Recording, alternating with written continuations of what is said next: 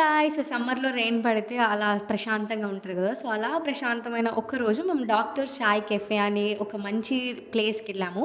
మంచి ప్లేస్ అని ఎందుకన్నా అంటే ఫస్ట్ థింగ్ వాళ్ళ దగ్గర టీ చాలా బావుంది. Second thing the staff were very sweet అనిపించిందనమాట. ఇలాంటి 1 or 2 hour meetings or outings ఏదైతే ప్లాన్ చేయకుండా స్వీట్‌గా అయిపోతాయో అది అమ్మమ్మ అండ్ ఫ్యామిలీ పీపుల్‌తో అది చాలా బెస్ట్ అనిపిస్తది.